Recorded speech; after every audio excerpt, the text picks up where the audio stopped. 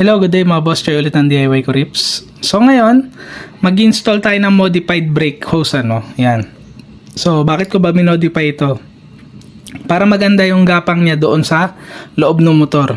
At the same time, ito yung mula brake master papunta doon sa loob ng kaha, maganda yung bagsak niya. Kasi pagka hindi nyo minodify ito, pangit yung bagsak niyan. Umiikot-ikot yan doon sa loob ng kaha. Yan, kaya natin minodify. So ngayon, punta na tayo sa motor para makita natin kung ano-ano pa yung mga gagawin natin habang ini-install tong brake hose natin.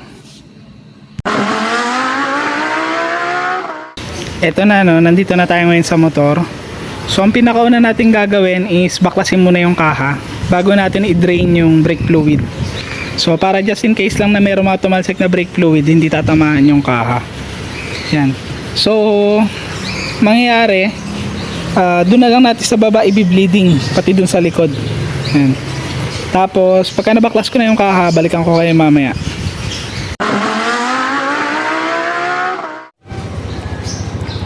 Di bale, ito na nakabit na natin yung isa. Kung mapapansin nyo, siya diretso lang pababa. Ito bumend pa papunta dito. So pakita ko sa inyo yung loob. Di bale, ito yung modified na brake hose natin, dumiretso lang pababa, umikot dito sa ilalim, papunta na dito sa ABS. Etong isa hindi pa natin to na modify. Tignan nyo, umikot-ikot pa yan. So ang kalat dun sa loob. Isipin nyo na lang kung 4 na hose yung nakaganyan, pero ngayon kasi dalawa na lang yan. Ito yung isa, tapos yung isa nandito sa kabila. Ito, ayan so parang back to stock lang. Tapos yung dulo niya quick release. Yan, so medyo madumi lang yung motor, i-kakarwash ko na lang mamaya. Yan, ayan kung mapapansin nyo, ikot-ikot pa. So imomodify ko na lahat yan, papalitan ko na. Tapos tignan natin mamaya kung ano magiging itsura. Ito nung natanggal ko yung pinakabusina ko dito, ayan yung itsura niya. Makita nyo, ayan umikot dito papaganon. So dalawa na yung napalitan ko ngayon. Ito yung isa pababa, tapos yung isa ito ayan. So parang back to stock sila, pero iba na yung pinaka hose mo. Di bali ang papalitan ko lang is ito, pati itong umikot sa taas.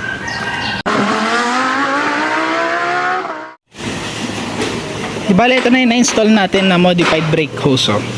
So kung titignan nyo, maganda yung pagbagsak niya papunta sa loob ng motor. At the same time yun dito, yan malinis yung loob. Walang paikot-ikot na brake hose dito. So parang back to stock. Kasi yung stock dito yan, papunta talaga yan dyan.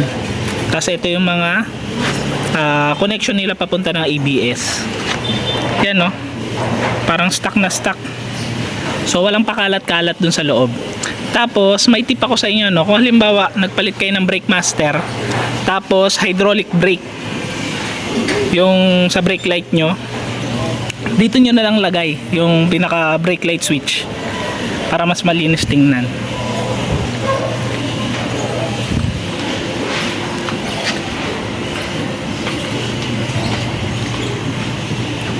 Ayan So tapusin na natin tong video na to Ingat kayong lahat, ride safe, God bless.